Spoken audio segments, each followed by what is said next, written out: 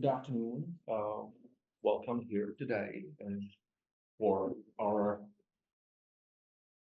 we call it roundtable rather than lecture, which means that in a way, we'd like to discuss things with you, not only lecture about the topic, which is Cold War connected to classics and performative events.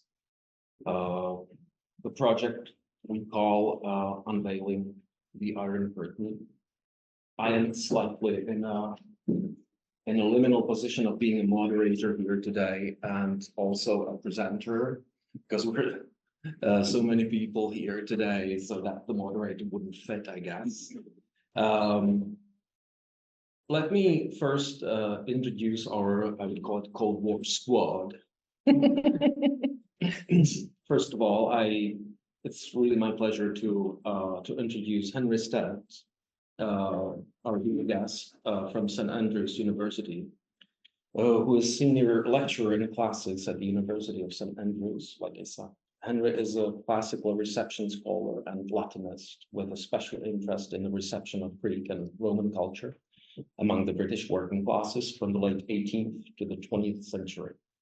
He also works on defiant and leftist appropriations of classical culture. His most recent book with Edith Hall is called A People's History of Classics, Class and Greco-Roman Antiquity in Britain and Ireland, 1689 to 1939. Is this okay? Turn the volume on. Okay. Now, I'm going to introduce my Czech colleagues. Most of you know Alena Sarkissian, who is the head of the Department of Ancient Culture and Reception in the Department for Classical Studies, Institute of Philosophy, Academy of Sciences of the Czech Republic, and a staff member of the Department of Theatre Studies. Her research interests include ancient drama and theatre, especially the development of acting and the later reception of ancient drama, both in Byzantium and in modern Czech culture. On Alena's left-hand side is Jakub Čechvala, Alena's colleague, staff member of the Department of Ancient Culture and Reception at the Department for Classical Studies, Institute of Philosophy, of the Academy of Sciences, and external collaborator of the Department of Theatre Studies. His research interests include Greek tragedy and theatre, archaeology of Greek theatre, and interpretive approaches to Greek tragedy. I should also, and you probably noticed on the posters that we were supposed to be here with Fiona McIntosh, who is a professor of classical studies at the University of Oxford and director of Archive of Performance of Greek and Roman Drama. And she and Alena are basically people who started discussing this possible potential project. Unfortunately, she can't be here with us today due to her other academic duties. So just wanted to, and I felt that it's important to mention her also. As a moderator, I'm going to skip myself. We'll take advantage of it. And I would move on to, let's say, provide you with a basic framework, which is quite informative, so that you will, in a way, meet what we would like to do, what our intentions are, and my colleagues then would show some of their presentations which are connected to the topic. So the title already mentioned, Unveiling the Iron Curtain, Cold War Classics and Performative Events. I'll try to read it slowly so that you can follow me. If I'm too fast or too low, let me know. I'll try to get better. The basic premise of the project lies in its title and in my opening entry I would like to first highlight its sketchy, perhaps a bit cheesy first part, namely unveiling the Iron Curtain. What does it mean? I don't want to go into an exploration here of the term Iron Curtain itself, sometimes credited to Winston Churchill, who used it in his 1946 Fulton speech. You can see actually Winston Churchill right there unveiling the Iron Curtain. Sometimes to Joseph Goebbels or K.H. Frank. I would rather focus on the process itself, which includes the gerundial form of unveiling. It is clear from our discussions together and from the joint workshop held last September at the Cabinet for Classical Studies of the Academy of Sciences that we are concerned with the process of such unveiling of the dividing line that defined not only what we call the Cold War, but also the debates about it, which, with the exception of some recent works, have followed the schematic, binary, or polarized logic of the Cold War, that is, have more or less focused their attention on one side of the conflict. An example for all of them in our milieu is, for instance, Jiří Knapík's work Únor a kultura, February and Culture, devoted to issues of post-1948 transformation of culture policy, which will be briefly discussed later. In this book, the author, it should be added, openly and admittedly draws attention exclusively to the Czechoslovak environment, leaving aside the research into international cultural relations, which is the quote from the book. This paradigm, questionable even within the isolated parties to the conflict, is what we seek to transcend.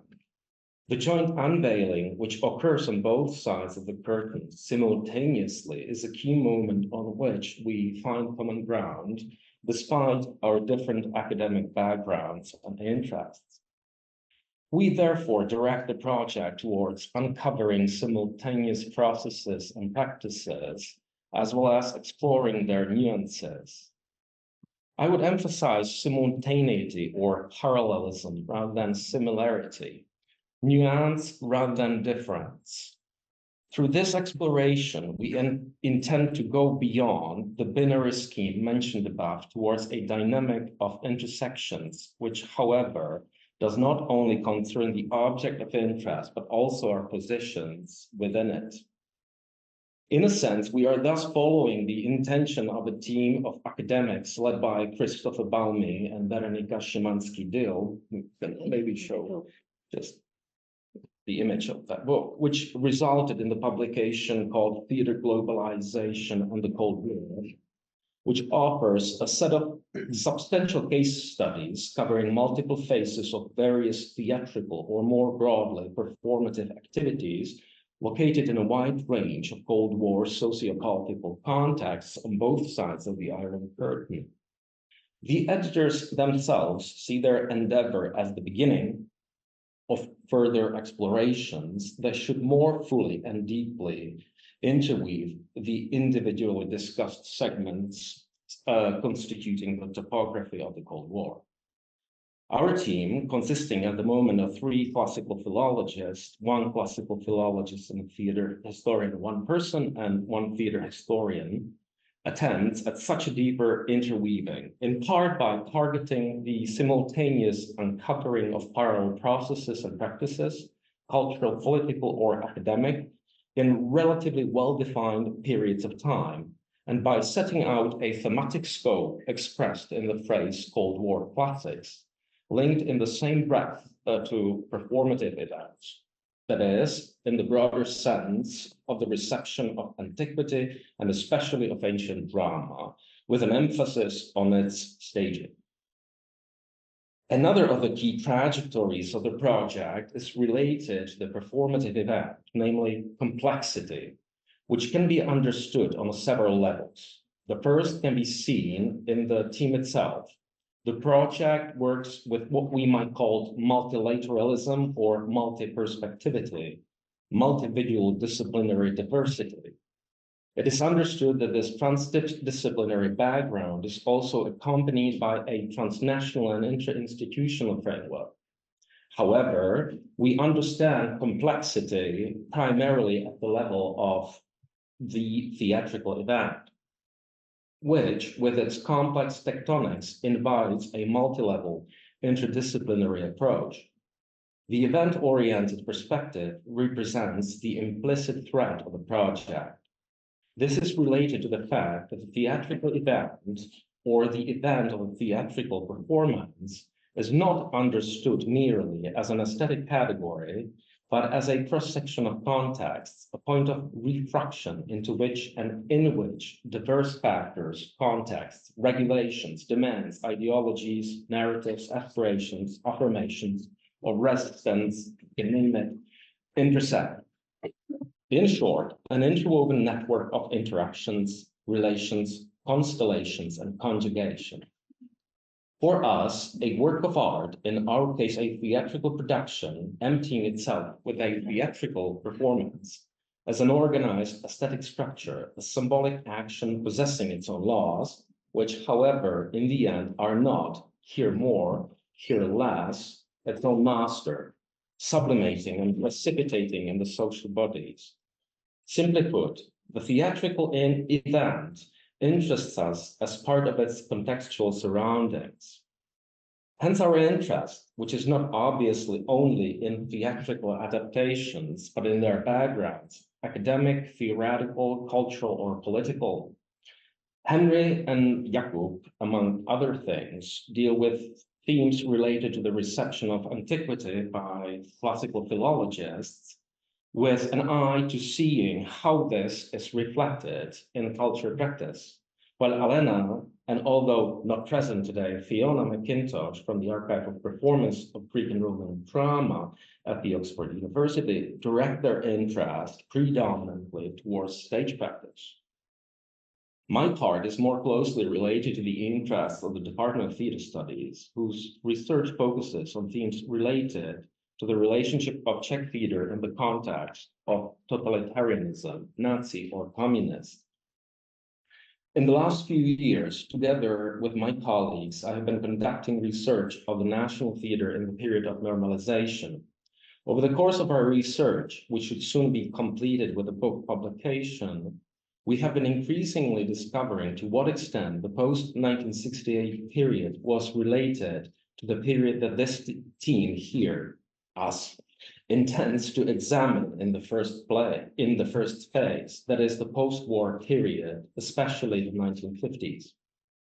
In this project, my intention is to reread the cultural political framework, not only looking at the context of Czechoslovakia, but also at simultaneous context from the other side of the curtain.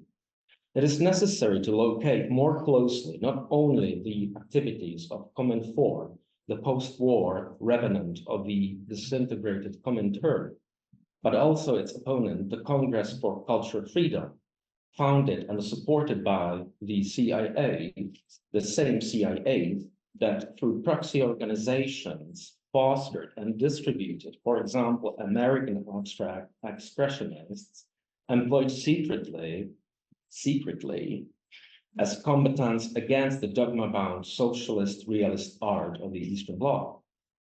Similar questions are raised in Britain in relation to the activities of MI5, their secret intelligence agency, which Henry explores more fully.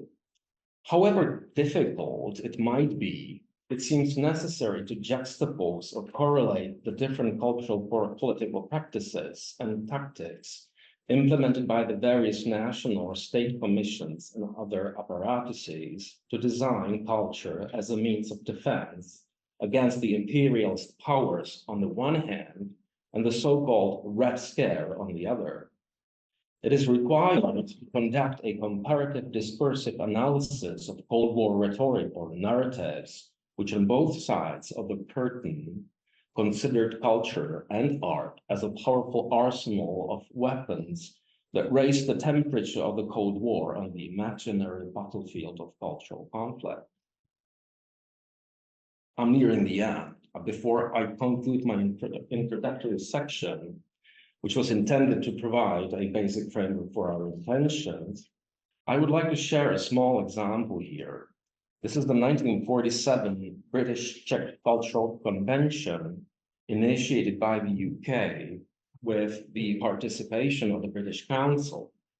The British were undoubtedly responding to the advancing Sovietization of Czechoslovakia.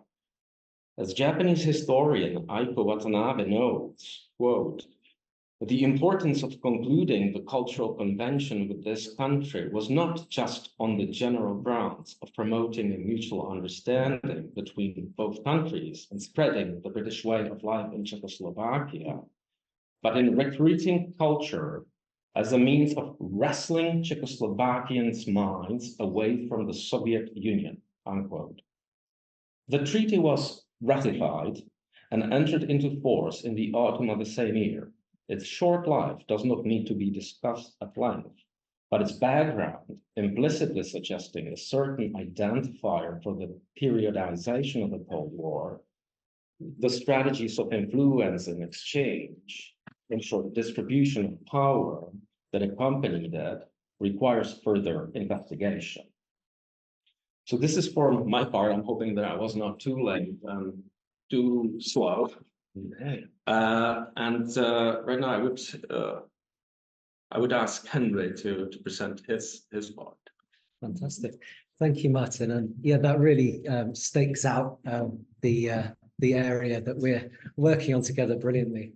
And yes, so, oh, look, my PowerPoint's already up. Expert. Yeah, and I think I've got control here. We have to share it again, sorry. Oh, it was so smooth. Yeah, it was. This is wonderful. Okay. Let me just check. Okay. It's working? Okay. I can always hit a button if it's easier. Should I try?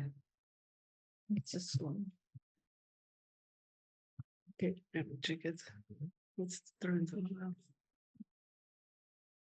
I'll use the keys. No, it's working. It's so working. maybe it just died because it waited for It's done. Okay. Well, Interrupted it. yes, hopefully. Let's well managed. Wonderful. Well, I would like to begin my presentation by expressing a deep gratitude to Martin, Alena, and Jakub, whose ideas and collaborative energies have been so inspiring over the past year that I've been working with them. For one thing, it has been a huge joy to discover and learn about these Anglo-Czechoslovakian relations, of which I think none of us really were aware when we began the project on Cold War Classics. You know, officially maybe in September, but I think it had some prior events maybe too. So as a classical reception scholar, with a special interest in working class and leftist engagements with and appropriations of antiquity, predominantly, but not exclusively in Britain, my role in this project is to explore the relationship between Greco-Roman culture and communism on the Western side of the Iron Curtain, and also to examine the connections between contemporary Marxism and classical scholarship, with an eye then to seeing how this is reflected ultimately in cultural practice, including in the theatre. I'll give a few examples from my work on that shortly, but not before quickly explaining the origins of my interest in Cold War classics. No, I do it. Thank you. Okay, so since 2013, I have been involved with a network called Classics and Communism. Over the past decade, there have been 2 international conferences organized by David Mowrin in Ljubljana University and Elżbieta Olechowska in Warsaw.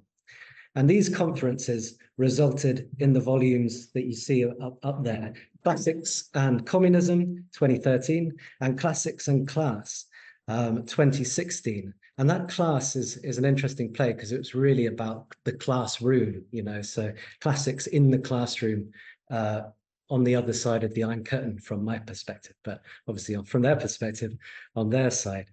So it's about teaching Greek and Latin mainly. They are largely concerned with the fate of classical philology under Soviet communism in Europe. But more recently, the same group of scholars investigated ancient theatre and mainly Soviet communism in Central and Eastern Europe, resulting in the third volume, and it's the one in the middle of the screen, Classics and Communism in Theatre, published in 2019. These studies have done an important job of enabling scholars, classical scholars, I stress that they are on the whole classical philologists, from diverse regions across Russia and the former Soviet bloc to express their views on the impact of Soviet communism on the discipline of classics, which, as you might have imagined, was not inconsiderable due to the crushing ideological pressures acting on scholars whose subject was overwhelmingly identified with reactionary and bourgeois culture and educational practice. So from the Western perspective, yes, please, Yeah. A People's History of Classics, which was published in 2020, co-written by Edith Hall and myself, has shown some glimpses of the creative influence of Marxism on several scholars, writers and artists who worked with classical antiquity in Britain. There have been quite a number of discrete studies conducted over the years, especially into Marxist historiography. But there is an extraordinary amount of work, thankfully for us, yet to be done on classics and communism, both as a dominant and a countercultural ideological force worldwide. Whilst the discipline of classics, especially the study of ancient Greek and Latin, suffered dramatically under the Soviet regimes, in other and surprising ways, classics, broadly conceived as the cultural activity surrounding the ideas, images, texts, and other remains of ancient Greece and Rome, can be seen to have flourished both within and beyond the academy. For example, even within the Soviet bloc, classical translation and Marxist-Leninist ancient history and archaeology thrived in certain areas. The confluence of technological advances and increased leisure time in the 20th century, not to mention the concentration of effort within the USSR on creating proletarian culture, also meant that cultural participation burgeoned in the 20th century. And this included engagements with ancient Greek and Roman antiquity. So the classics, broadly defined, were accessible for the first time to mass audiences and mass readerships, where before they were largely limited by education and means of access to wealthy elites, who had nurtured them in the imperial European tradition of the Ancien regime. The classics may not have entirely lost their former class connotations, even if the franchise were dramatically expanded. Slide. Thank you. In October 2021, at my home institution, the University of St. Andrews, we held an international workshop called A Proletarian Classics. And its aim was to explore further the conflicted and complex relationship between classics and communism, using the prism of the ambiguous or polysemic concept of proletarianism. We asked how Soviet ideology and cultural policy might have changed the experience of classics, both inside and beyond the academy, and inside and beyond the Soviet Union and its satellites. We had participants from Belarus, Bulgaria, East Germany, Ireland, Italy, Norway, Poland, Russia, Scotland, Slovenia, and Ukraine.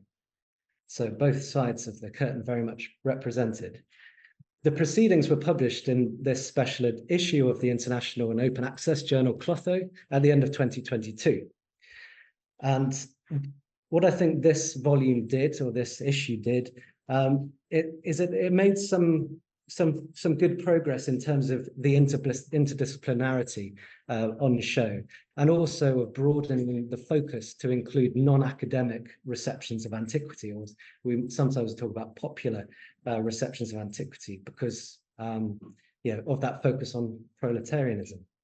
But scholars tended to limit their focus in that project on within their own national context, which is a bit like, which is the next step, is really the getting into the international and transnational intersections. So yeah, and so that's what. So I think what I've just shown now. There's been valuable work, but we're ready now to step forward and begin to interrogate the interconnectedness and simultaneity, to use Martin's term, of the Cold War experience on both sides of the Iron Curtain. The histories of both the reception of classical antiquity and communism in every region are different, sometimes subtly, sometimes dramatically. And when we study Western communist classics, we tend to find excitingly countercultural radicals using Marxist ideas and pioneering Soviet aesthetics to challenge local convention. There were very often also passionate advocates for civil rights and the kinds of freedom of expression that were denied their Second World counterparts. In the USSR and the nation states forming the Soviet bloc, for many, Marxism-Leninism, as I'm sure you're all very aware, was the oppressive convention against which the spirited rebels yearned to defy. That said, and as our Cold War Classics project demonstrates, space is now emerging for a more nuanced evaluation of the debt of Marxism to the experience of antiquity and perhaps to different cultural experiences more broadly. So that's really more or less where I'm coming from. And now for a couple of examples that I mentioned earlier. Thank you. So when I visited last September, I gave a paper on the British communist professor of Greek, George Thompson, pictured there, who played an important role not only in the development of classical scholarship, as a strong advocate in the 1940s onwards for comparative approaches to ancient history and classical studies. When those comparative approaches had started to be done between anthropology, sociological studies had been going on a generation before, but I think he really cemented that practice and wrote it into some extremely influential books. So he was an advocate for these comparative approaches, which kind of renovated brought the classical philology up into the modern era, really, in some ways, but also in modeling how to be a revolutionary intellectual during the Cold War. So he kind of was a figure who he set himself up as an example of how to be a good communist classicist, and I think he gave his example generously in the context of explaining how to operate in the intellectual sphere to his comrades who were fighting the good fight, as they would have conceived it. Thompson's most influential work was his Aeschylus and Athens, first published in 1941, and was much reprinted both in English and many other languages, including in Czech in 1954. For that paper, which will soon be available on our forthcoming project website, I have attempted to survey the reception, the critical reception of Aeschylus and Athens in the West and in the USSR. Both to peel back that curtain. The idea being that the reception of Thompson's revolutionary ideas about the birth of the Athenian polis and its relationship with Aeschylean tragedy would provide an illuminating example of Cold War classics.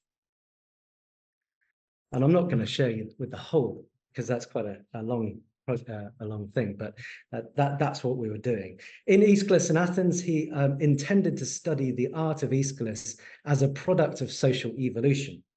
In this, he was building on the work of anthropologists, archaeologists, and sociologists, some of whom were already considered fairly old-fashioned at that time, but who were beginning to enjoy, or who were already enjoying, sustained endorsement in the Soviet world due to that moment's rigid adherence to the evolutionary framework presented by Engels in his Origin of the Family, Private Property, and the State.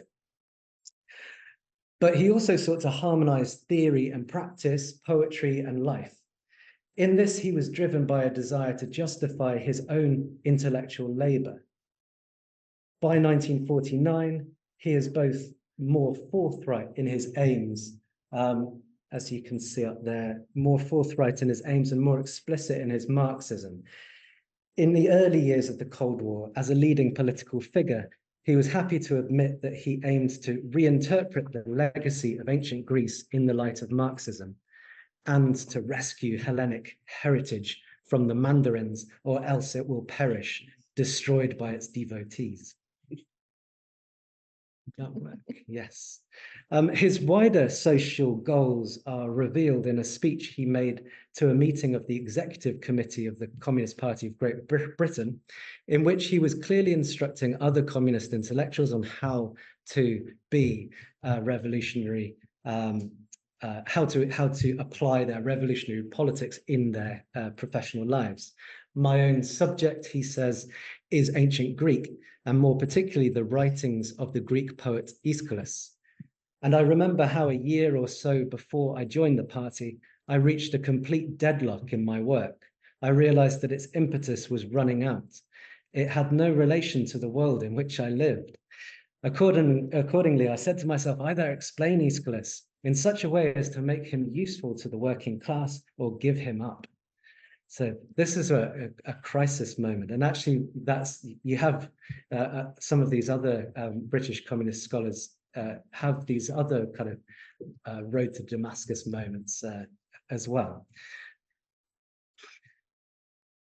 In a 1953 letter to the editorial office of Vestnik Drevnei Istorii, the Bulletin of Ancient History, he wrote, "As Marxists, we are partisan. We must conduct our research in such a way as to forge from them a weapon for the struggle of our time. First of all, for the struggle for peace." That is a very of its moment expression, both in terms of the aggressive militaristic terminology, but also the focus on peace. Okay. The French communist literary scholar Jean Valut tells of how Thompson's work received similar treatments among conventional French scholars, where classical studies were still, in his opinion, a warhorse of reactionary intellectuals, preserving an aristocratic spirit. He detected a concerted effort to make it go unnoticed. And this conspiracy was no figment of his imagination. The Stanford professor Philip Harsh literally wrote in his Handbook of Classical Drama in 1944, "This work may be ignored." And other ones, it comes in a bibliography where it says all the good things about these different books, and then this one he just says, don't bother. The negative attitude towards Thompson's work among mainstream Western scholars did not pass unnoticed by Soviet critics. But if Thompson might have expected to find supportive criticism in the land where he felt his political ideas were close to becoming reality, he was to be sorely disappointed. The major Soviet engagements with his work in the early 1950s came in the form of two lengthy and unyielding polemics in the Soviet the Soviet Bulletin for Ancient History. From the historians pictured Boris Gornang and Konstantin Zelin. For Gornang, who comes across in his review as a very rigid Stalinist ideologue, Thompson is an admittedly progressive bourgeois scholar who fails to focus on what really matters. It's not really his fault, but he fails to focus on slavery and accurate social evolution as presided over by this kind of post-Engelsian scholarship. But there was at this particular moment little room for maneuver for the Soviet scholar, because in the 1940s and 50s, the study of antiquity was marked by a struggle against the adulation of the West, which, as Sergei Karpuk explains, resulted in a mandatory condemnation of bourgeois science.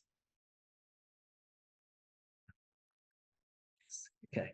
Thompson's book, therefore, posed an unusual problem. It was both Marxist and it was good.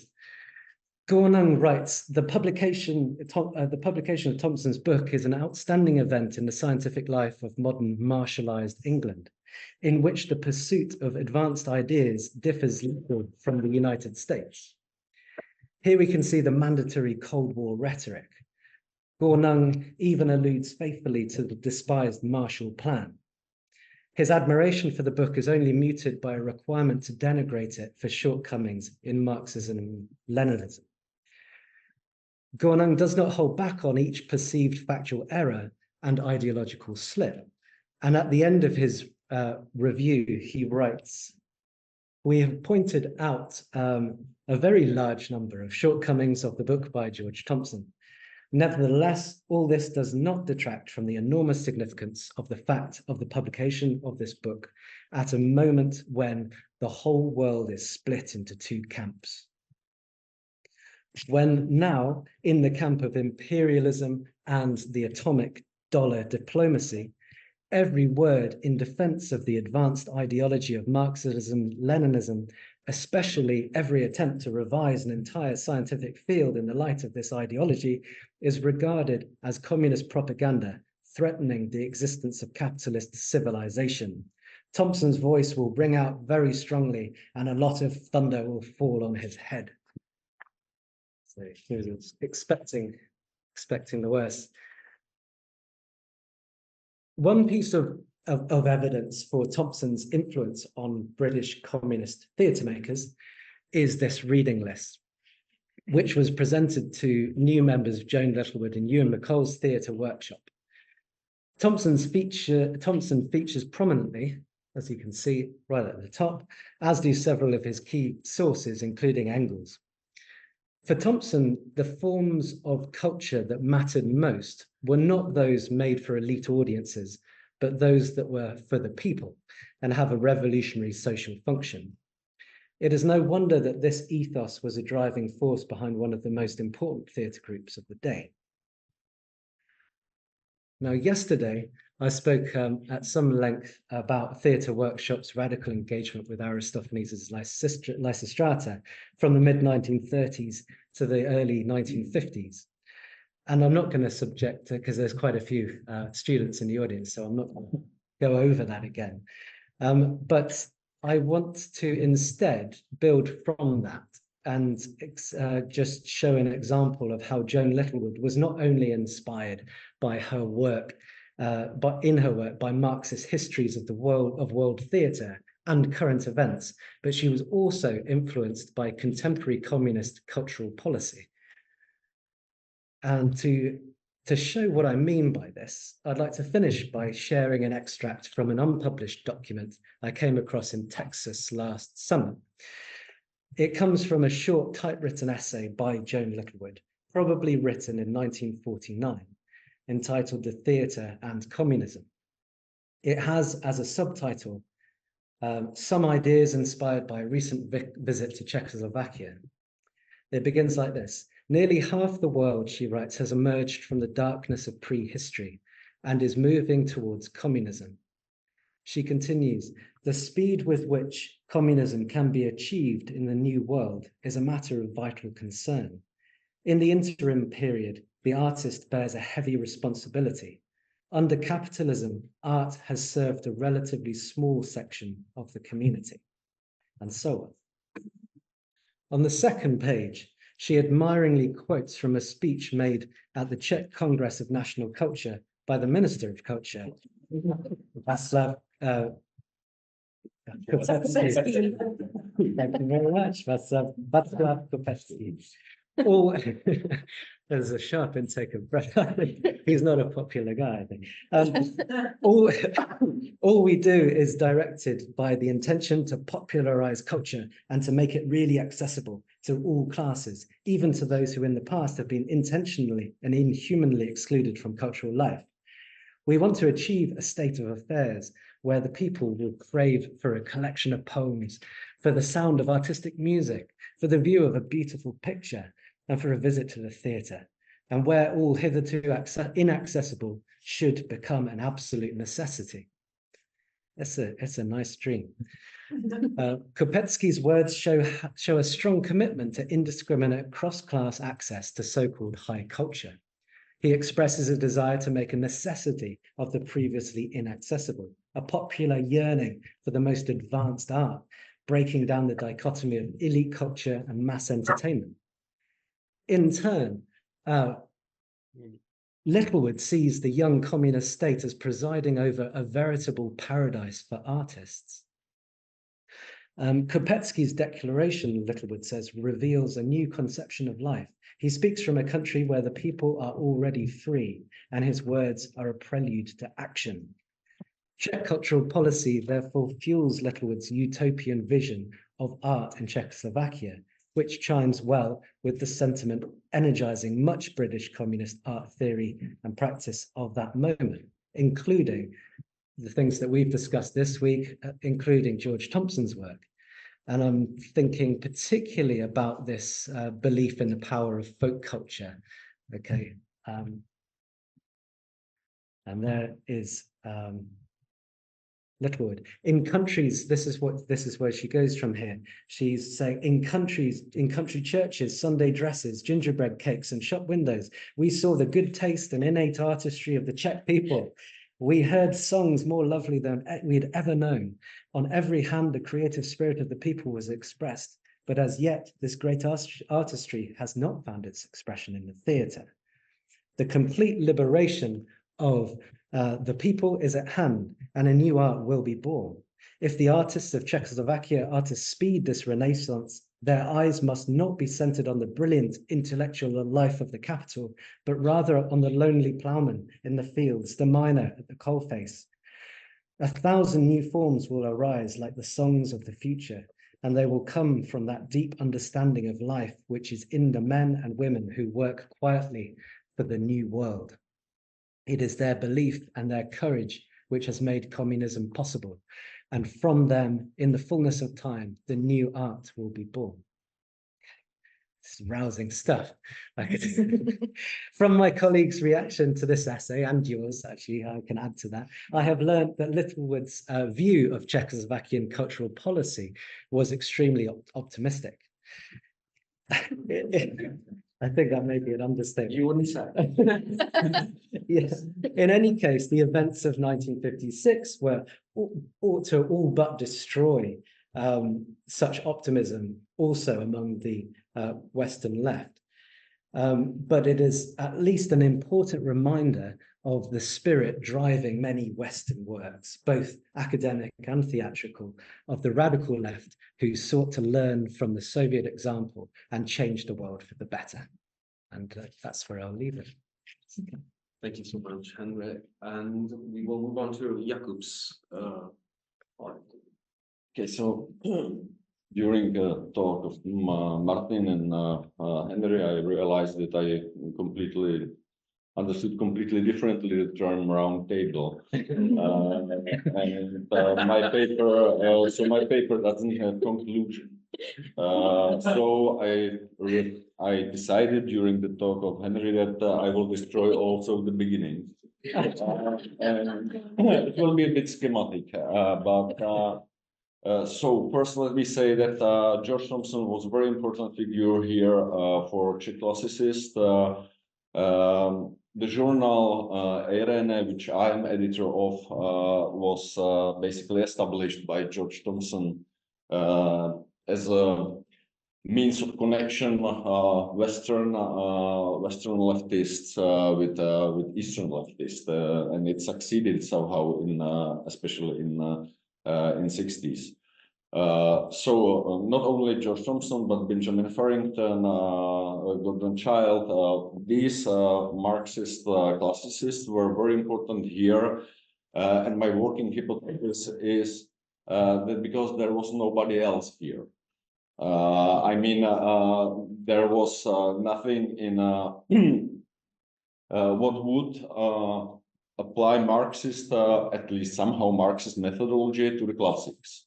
So the classics had quite advantage comparing to the major subjects as is philosophy, historiography, and Czech literature, which were the most the subjects which were there the most purges after 48 were realized.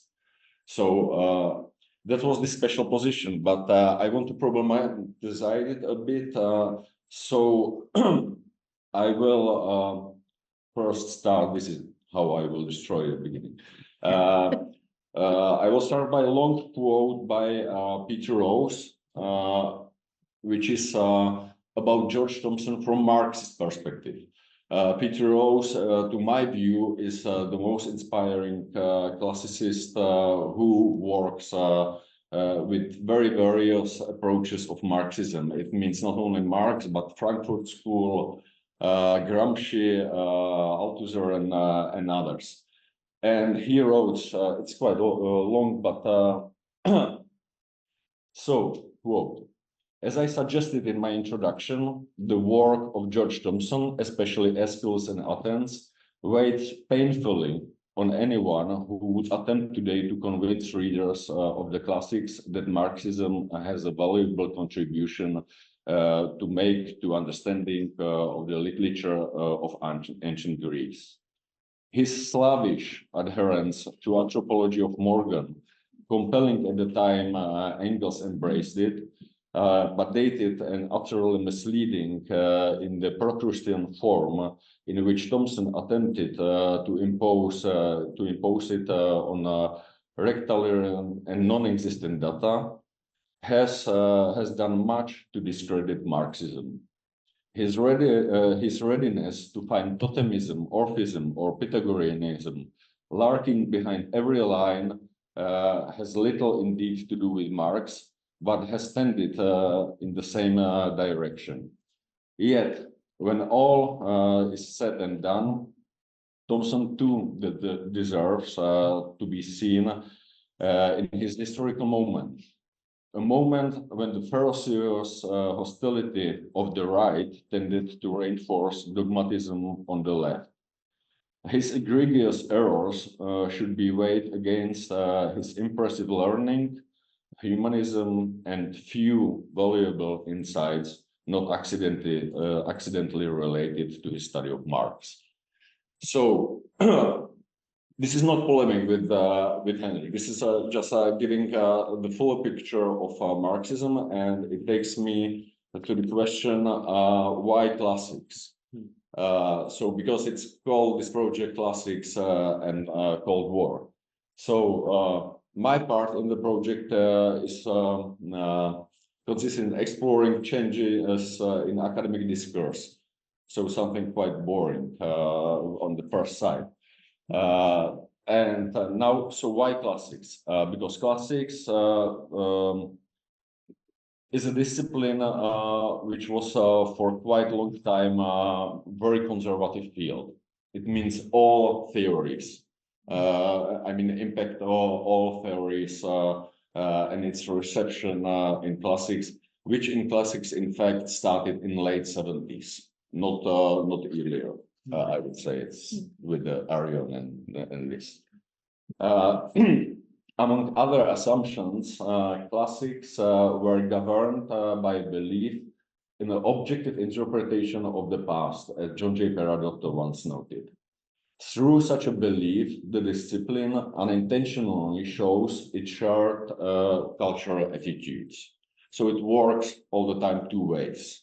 The reception of theory, or as we would paraphrase Paul de Man, resistance to theory, also shows the way how they speak about the world and what they pick in the description of the past. Now, as Henry showed in his lectures this week, there is no such a thing as an innocent activity of pure independent meaning extraction during the process of cultural reception or of describing the past. Reception and descriptions are deeply affected by selection and by a specific filling of gaps in a fluid narrative. The narrative is necessarily fluid because every period emphasized different points in the narrative and make different emphases.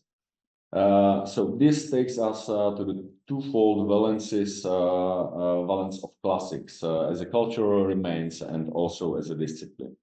So classics, they both have potential of confirming prevailing dominant culture and its status quo in the given period, and potential, and at the same time, again, the twofold process, potential of subversion status quo of dominant values. This is what recent work of Alena on Lysistrata and Henry's lecture on Lysistrata showed. The very same work, completely different results, confirming or subverting prevailing culture values, and somehow the cohesion of society. So our goal is to explore what mechanisms are at play in the interpretative transmission of the past during the Cold War. I believe that such a research has, in the end of the day, more general methodological consequences.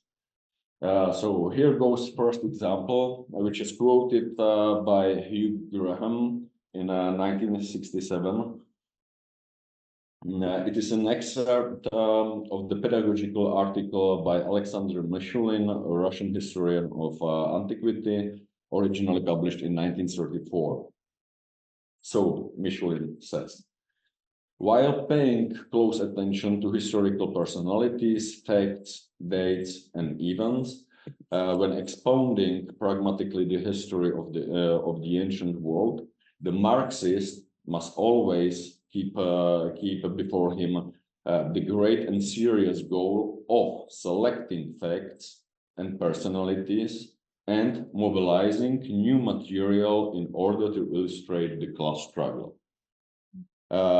At least three interesting issues arise here.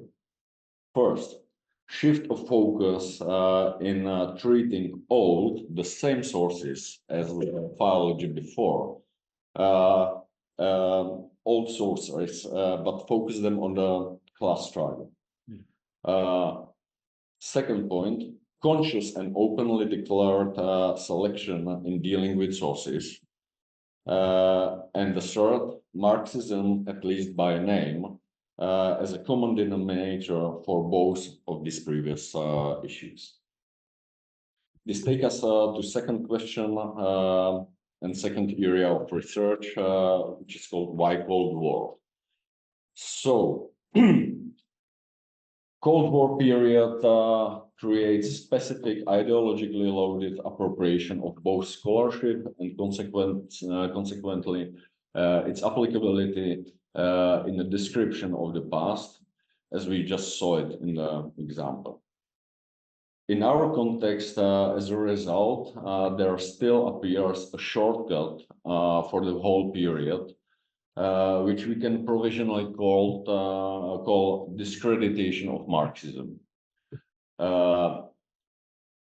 However, this shortcut has several layers, which I will try to explain. But the easy narratives goes this way. Application of schematic and ideologically distorted Marxism. This is what Rose criticized on Thompson, especially schematism, which was I will mention several more times. The distorted Marxism in the field of classics in the East not only didn't come with interesting scholarly results, but also caused the reluctance of Western scholarship towards Marxism. Now, this is not just something what I would like made up. Such story appeared still in 2005 in introduction thesis by Paul Allen Miller in a it's not a book, it's some edition, history in dispute, volume 20. And Miller sets pro and contra for two scholars disputing applicability of Marxism in classics. And he put it this way. There have been relatively few orthodox Marxists in classics in the West. Nor did researchers in the former Soviet Union and its allies produce a significant body of publications on the ancient world that differed substantially from that published by even the most conservative positivist philologists in the United States and Western Europe. Now, the important connection here is Orthodox Marxism and positivism. So although Marxism is, at least in its ideological form, completely against positivism, in the reception, we see the boring philologists who are practicing positivism, like performing the same job as Orthodox Marxists in their schematism of base and superstructure. So the mechanism functions this way. There is something true about this story, however, it needs several specifications. The resultant image will appear to be more complicated and having interesting consequences for methodological thinking about scholarship in general. I suggest that the specification could, and it's just a work in progress, probably lead through exploration of external and internal processes. This is again just a working and simplified approach. So first, external processes. We need to analyze Sovietization of our educational system and Stalinization of Marxism and scholarship in general. Both these processes are again simultaneous. Sovietization means adaptation of Soviet educational system. Stalinization means like ossification of Marxism, which I will explain in a while. Now, several aspects have been well grasped by Czech historians who focused on so-called major subjects, which I already mentioned. In addition to this, impact of several processes, similar processes in USSR should be taken into account. And again, just few of them. First, in philology, and most of them, three of them are in philosophy. So in philosophy, after the Great Turn of 1929, a quarrel with so-called Menshevizing idealism appeared, which is perfectly analyzed by Finnish philosopher Vesa Oitinen. This moment in 1930, it started, this was the beginning of exclusion of theoretical thinking from Marxism and subordination of Marxism to politics. As one participant of this quarrel, who then was executed in 1937, philosopher Jan Sten described it. They, I mean the opposition who started this quarrel and had Stalin behind them, they sought to reduce the philosophy of Marxism to a specific form of politics, to reduce politics to a series of considerations that will necessarily lead to liquidation of theory. And he concluded, while it is possible to speak of politics in the field of philosophy, one is not allowed to look upon philosophy as a special form of politics. So, first process. Second, like a middle, but with the most important impact was Stalin's appropriation of Marxism in 1938 in his history of the All-Union Communist Party Bolsheviks short course. Usually it is referred to as a short course. We can hardly overestimate impact of this booklet, where in the fourth chapter is Stalin's interpretation of dialectical materialism. I don't know how this will be the time. So just a few numbers these are all numbers ends with 1949 because I have it from the book which ends with which was published in 1949. So this short course, as it is referred to, so incomplete estimate of circulation first in papers and periodicals is 85 million. Then in book form, until 1948, it has 234 impressions in 11 years. It appeared in 66 languages, in total of 35 million of copies. Czech sociologist Petrusek counted that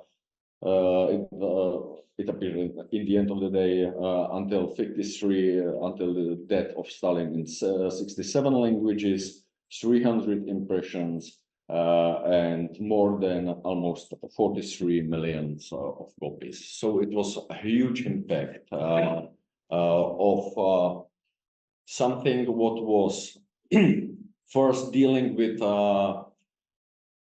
the struggle for owning Marxist orthodoxy inside the Communist Party, and also mythology of Stalin in this whole process, and it had such an enormous impact. Of course, it doesn't mean that 42 million people read it. Of course, somebody had it just in whatever.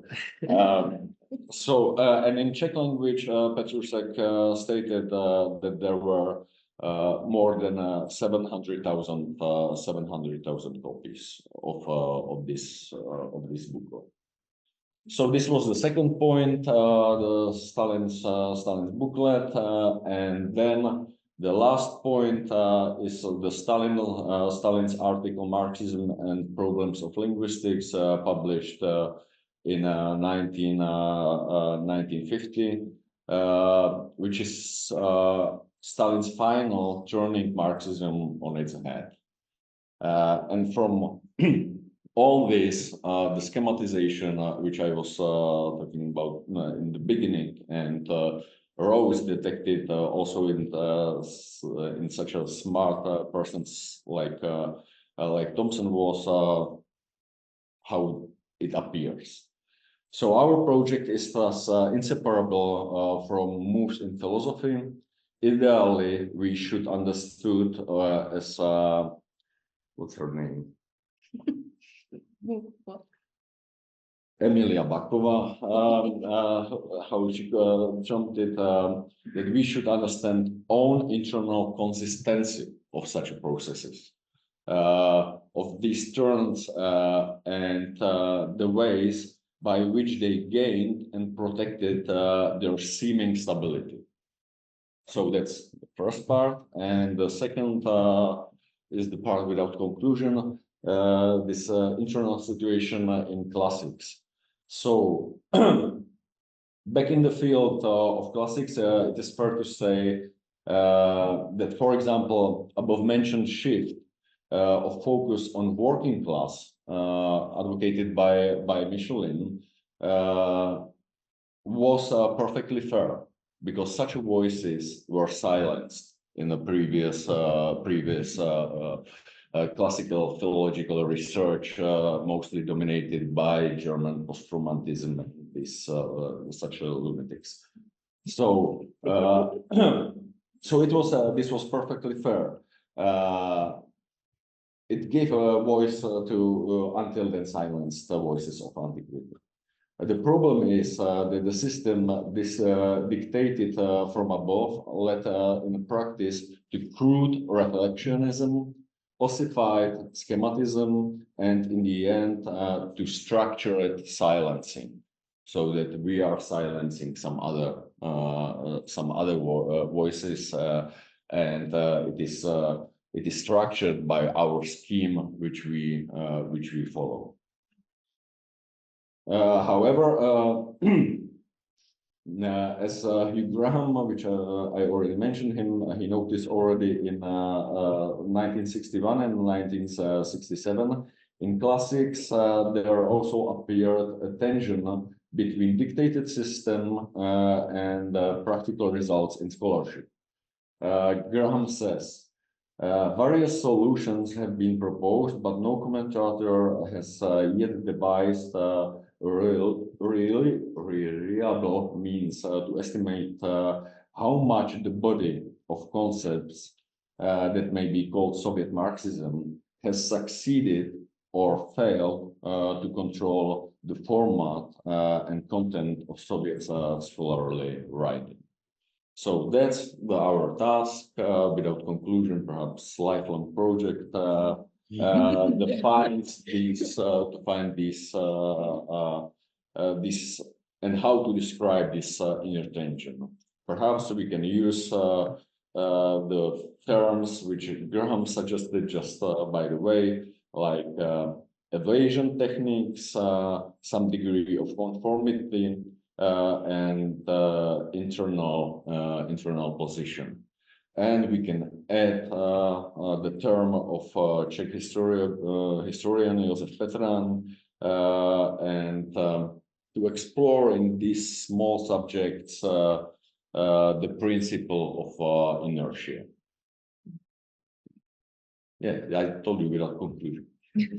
Thank you. Well, you have conclusion. Great expectations. Yeah. Okay. Okay. Alena, please. All right. I'm the vulgar materialist of the group. So, so I am going to just show you some material and my beloved charts, because the older I am, the more I love charts and statistics. Know that. But I'll start with an anecdote about how the whole project started, because Fiona McIntosh and I 2 years ago went for a trip to Karlstein, and we discussed many things, and among them also the state of the discipline of reception studies in classics. And when we discussed how the era from the 50s up to today was reflected in academia, we found out that the discourse has been largely divided between how things went on in the East and in the West of Europe. And then we had to admit that the books about the East, to which I have also contributed, have been scarcely read in the West. And then we discussed the processes in the society and culture, and we found out that although the discourse is binary divided, in fact there are ties between East and West, and George Thompson is like a great example, because I'll talk about it a bit later, how greatly his book about Aeschylus mainly influenced theater practice. And then we found other figures.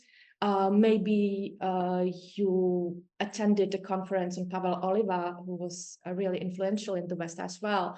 And I could continue.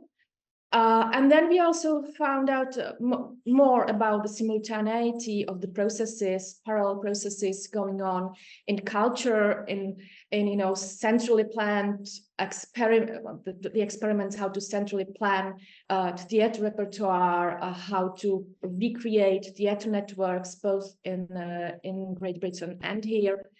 In Great Britain, these were rather peculiar things that didn't survive, but here it had more serious consequences for theater culture. And also, it is really important to keep in mind that Greek and Roman drama on stage is quite a good case for mapping both social processes and theater history and interaction between theater and society, because well, these texts are canonical. They are staged all across all spaces and all times. And also theater is a medium that can react to the society and to politics really swiftly, more more immediately than other media perhaps. And of course, it's a community thing, because it's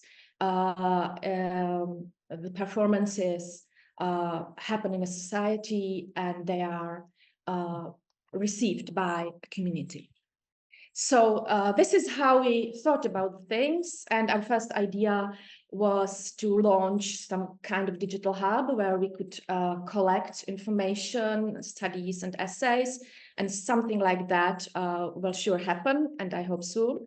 But then we invited others, and some of them you can meet here today.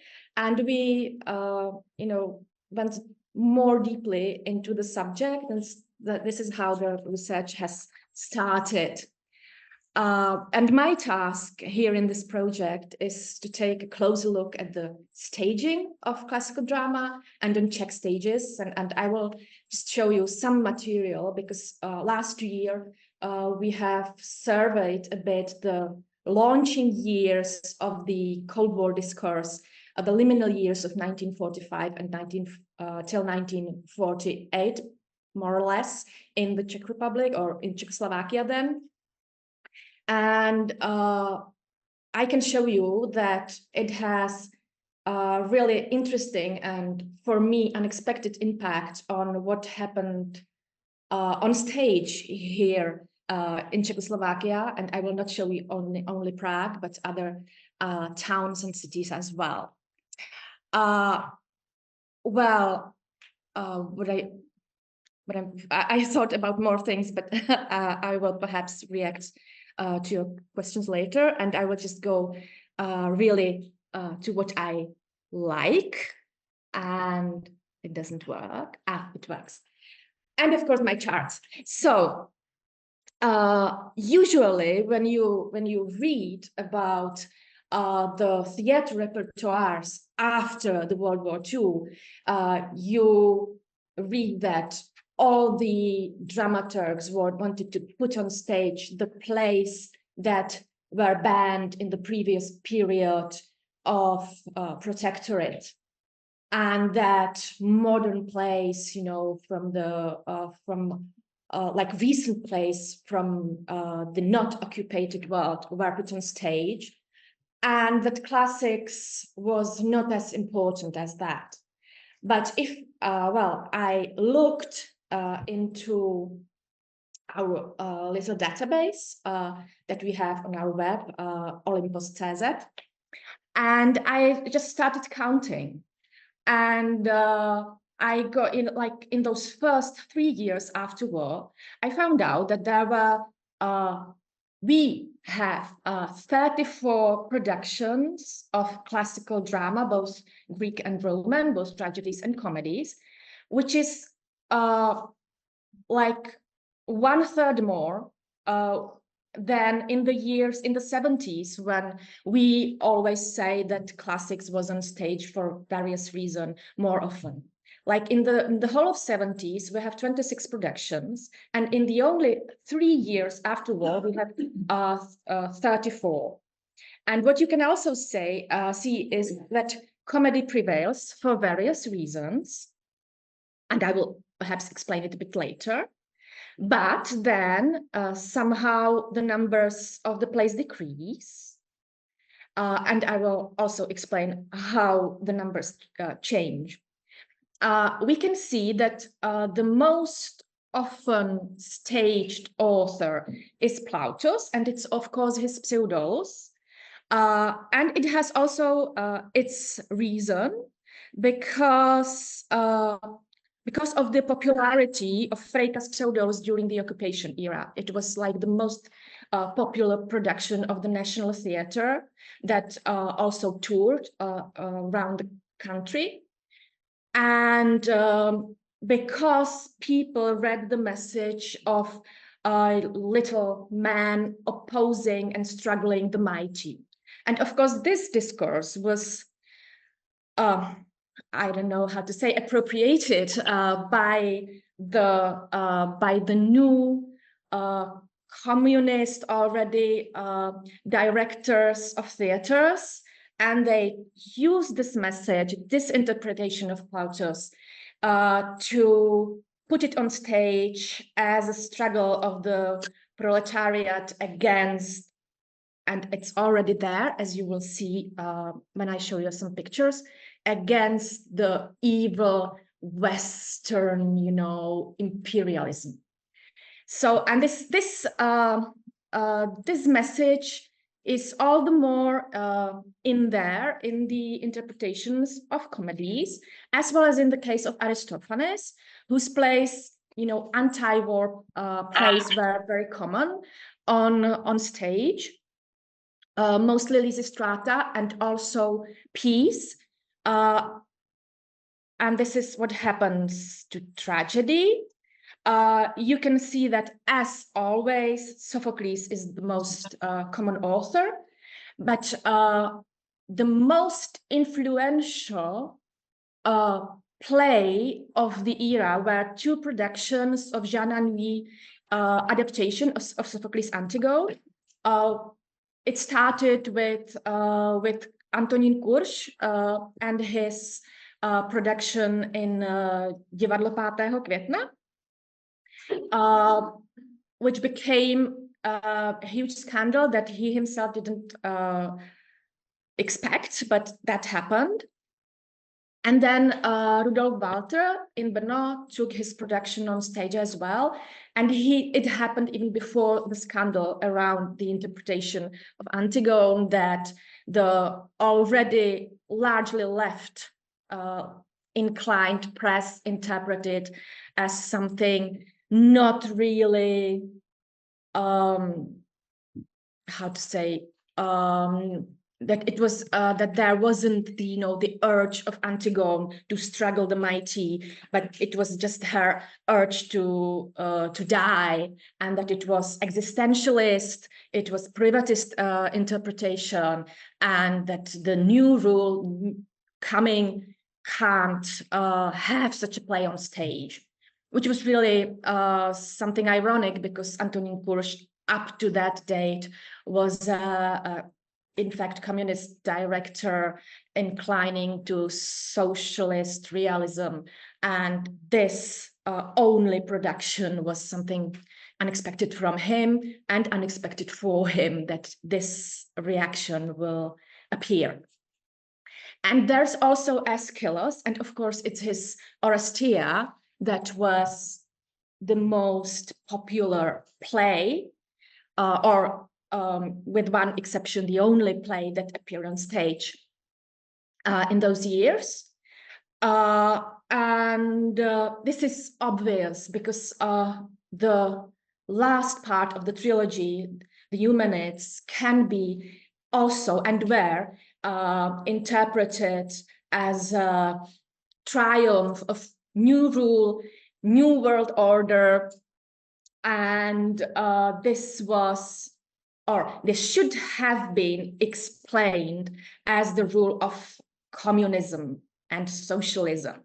And this is what the directors of the National Theatre, of the drama ensemble, wanted to put on stage when they decided right after the war in late May 1945, they decided to put on Oresteia. They planned it as a really costly production that was 5 times more expensive than all the other productions of those years. And they even commissioned a new translation, and they commissioned it by Vladimír Šrámek. And this is where perhaps George Thompson comes into this piece, because he was a very progressive classical philologist, as you know, and also a theater practitioner. And I suspect that he was the person who gave Thompson's book to Karel Dostal, who was the director. I can't prove it, but if you look how Dostal interprets the role of a woman in Oresteia, that woman has to be I don't know how to say, conquered by a man, and and put into place, and then man's rule will establish liberty in the world and all that. That this might be the influence, but Dostal didn't accept this Marxist interpretation fully, and he interpreted it in a I'll just say it very simplistically, in a Christian way. And this is why it was his last important production in the National Theatre. But there were other Oresteias, even played and produced in working class milieu, in some amateur theatres as well. And well, this is what I wanted to say about tragedy. And if you look at it, you can see that comedy prevails in these years. And you can also see that in the following years, there are even years when no classical drama, no Greek and Roman play was produced, because as you see in the 50s, the socialist realism is something that is promoted by the cultural politicians, I might say. And of course, especially tragedy is not something like convenient for the aesthetics of optimism, which is like the very simple way how to put it. But let's go to the pictures. It will also have no conclusion, but I will just show you some interesting things that I found in the archive of the Theatre Institute. And you can see here 2 productions of Aristophanes' piece, but more specifically, it's Václav Renči's adaptation of the play, and it's a very free adaptation of Aristophanes' piece, because I just think it's like 1/3 of Renči's text is actually Aristophanes' play, because he develops the conflict and puts more funny situations on stage. He has strongly in mind the production, and he modifies the conflict into the opposition of good people struggling for peace against arms dealers, against almighty people, large owners of business, etc. And of course, all those who are bad are really masked in both productions as people coming from the West. And what happens on stage in Disc is that Trigaios comes from exile, and it is strongly similar to the situation when the exiled Czechoslovak government comes back, from Great Britain, but I can't prove it yet, but I'll try. That he had it in mind. So Trigaios comes from the exile, and he comes to free the goddess of peace. He comes to the door leading to Olympus, and he meets Hermes there, and Hermes has something in his hands, and it's a ball that has written Atom on it, and Trigaios gets it from Hermes and just destroys the whole Olympus with it. So it's a parallel to nuclear bomb, and goddess of peace survives and is freed through nuclear action, but not from the West, but from the East. So it's some kind of weird dream that they have already in 1947, And the same thing was then staged in Zlín, almost exactly 1 month before the coup. So, and you see also the workers, because the whole adaptation reminds us of Voskovec and Berich theater, with all those songs about building new world, and the rhythms of the songs are quite similar, and also the reviewers write about it, that it's some kind of evoking the spirit of Voskovec and Berich's theater. So there are just some pictures from Jean Anouilh's adaptation or staging of Jean Anouilh's Antigone. You can see that Miroslav Kurš did here something quite different from his previous productions. You can see these almost abstract stage design. And this is Karel Dostal's Oresteia, which was quite like the response was quite embarrassing, because this was not a triumphant staging of the play, as well as it was somehow not unified aesthetically, due to many reasons, one of which was the internal conflicts in the ensemble of those days, again due to the change of the directorship in the theater, again leaning to the left, and Dostal was not the person supporting this change.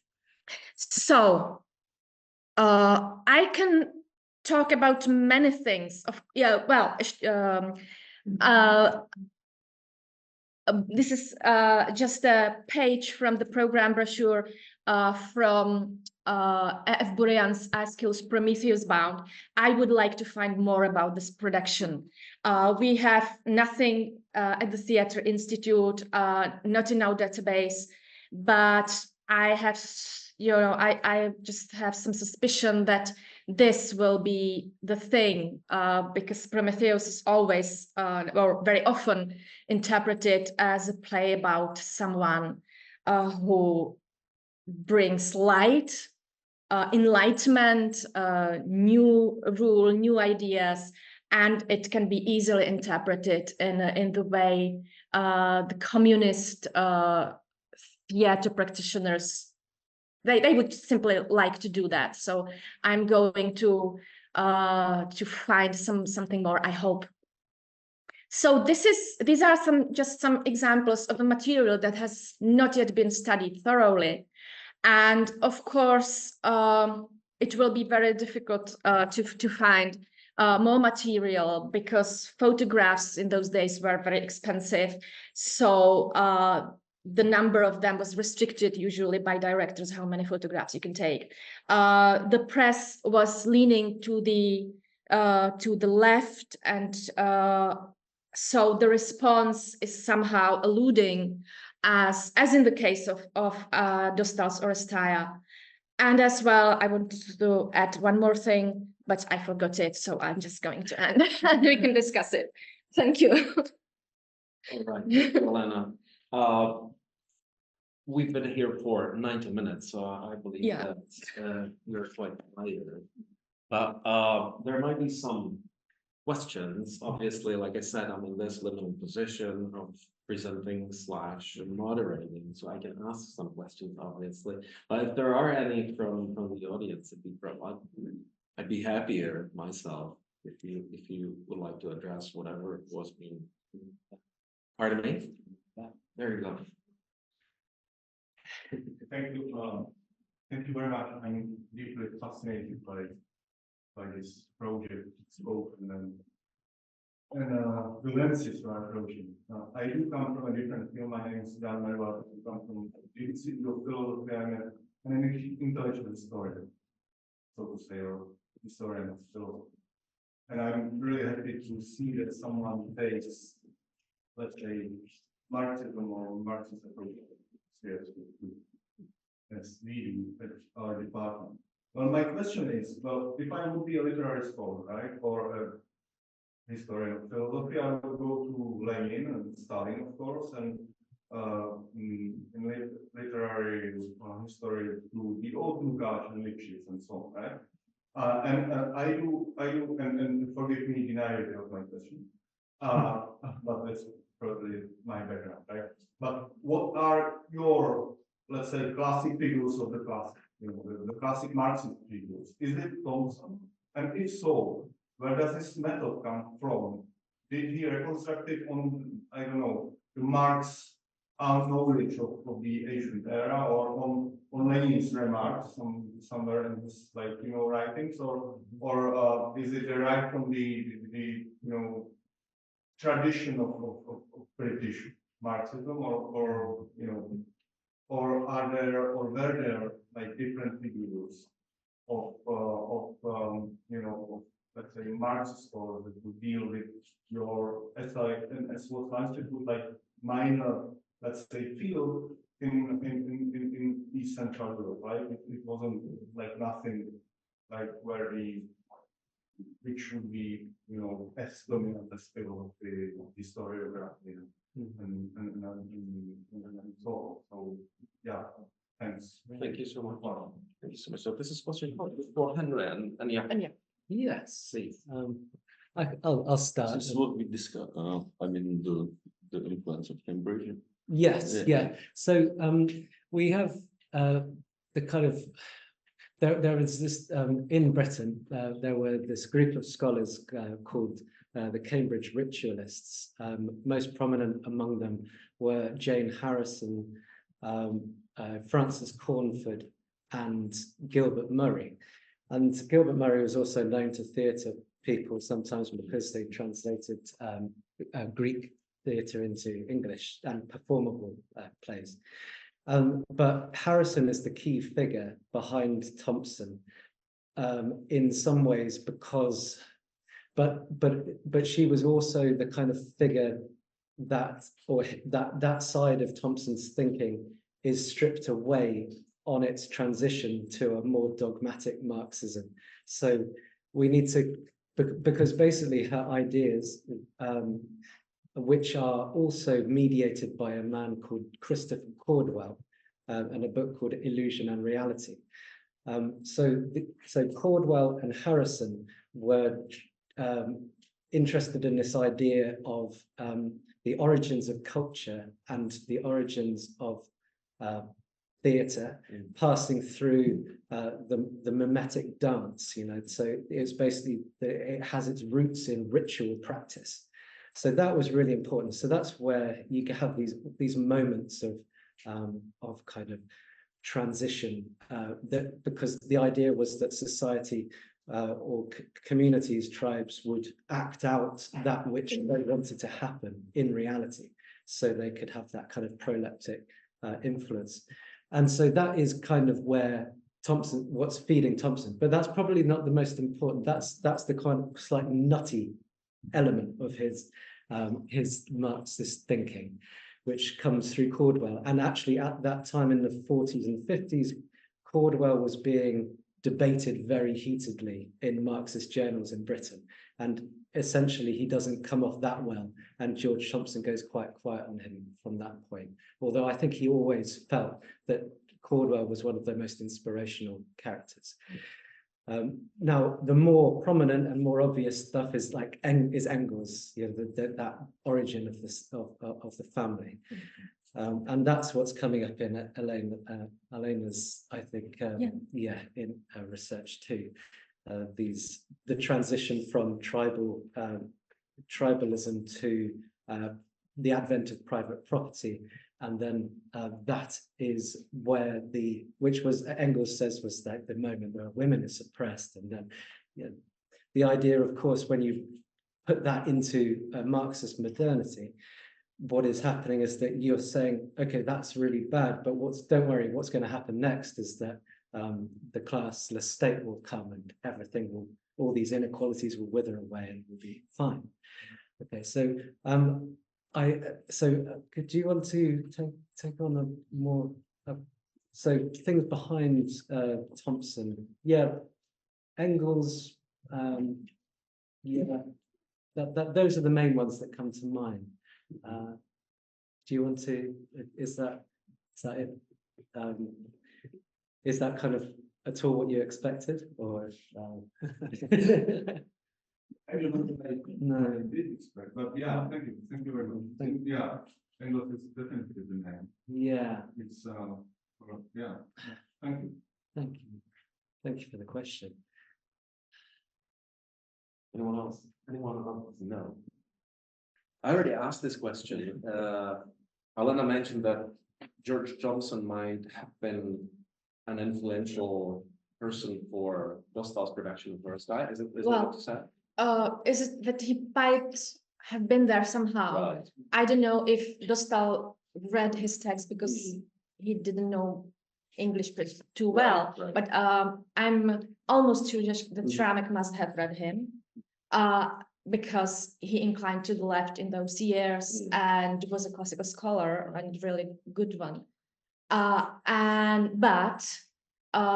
When we are sure that Thompson played an important role is in Hinch's Oresteia from 1962 in Brno, because they read his book, which was published in quite many pieces, and was, it circulated all over the country. And so they read him and they built the structure of the production on this book and on Engels as well, and the origin of the family. So, visually it was inspired by Jean-Louis Barrault and his Oresteia that use those totemistic details and masks and tribal aesthetics. So this all went into this aesthetic and ideological unity, and it has also this triumphalist idea of the new world, happiness and paradise. Yeah, the same applies to Britain. I already asked yesterday, like if Thompson was influential, or if any of these scholars had any influence on staging classics in England. How was it received? Okay. Yeah. So I haven't really found that kind of clinching performance apart from in Thompson's own in student drama, sort of done in Birmingham, where he was, he was professor of Greek. So his students did perform Prometheus, and in a very Thompsonian reading of that play, with a Prometheus standing there with his fist raised and all in red. And it was meant to be a very good play, and it was supported by his wife, who was conducting the Clarion Players, which is a socialist and probably at that time communist choir, who also travelled, funnily enough, to the Czech Republic in the early 50s and sang, brought their songs too.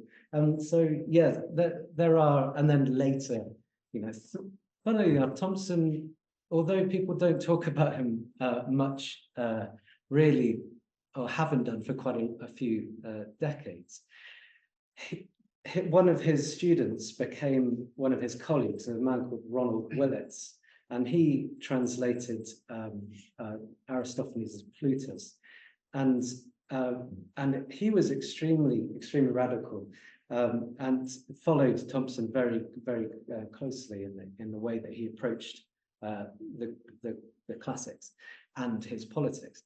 And but he also kind of existed later in the 20th century, and was a very well-known scholar about everyday Crete, and so it's funny to see how some people, their radicalism, when you see it on the spine of a book, sometimes that name it somehow fades from people's memories. And I think it does in the case of Willits, but it doesn't in the case of Thompson.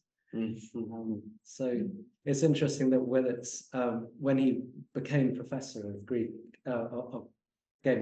professor at Birmingham, his inaugural speech was actually a paper that he'd submitted to the Modern Quarterly as a Marxist journal in 1952 or 53, and he just reproduced it, but stripped it of its most obvious kind of Marxist terminology. So I think he might have thought himself sort of smuggling it into the present. Right. Thank you. I think that we're running out of time quite a bit. It's 6:45. I think you're all tired, but if you want to ask Henry, Alena, Jakub, me again, if not, you don't have to. You don't have to generate a fancy discussion. So I should say thank you to you that you came and listened to us, to our starting project. And thank you to Henry, Alena, and Jakub that they participated. Thank you, Martin. All right. And one more thing, I'll switch to Czech because okay. Dostal jsem za úkol, že bych vás měl pozvat na přednášku, která se koná příští týden, Lukáše Brechty. Tamhle je plagátek, bych nespletla, to vyfotil, ale nebudu tady potom štelovat z telefonu. Určitě se cestou ven na to podíváte, jste samozřejmě zváni. Lukáše Brechtu někteří z vás znají, je to člověk z DAMu, imerzivní divadlo. Jeho disertační práce minulý rok získala cenu Václava Koenigsmarka v té kategorii doktorských prací jako ta nejlépe hodnocená. Takže pokud vás zajímá imerzivní divadlo, Lukáš Brechta, příští týden od 5 hodin. Děkujeme, nashledanou.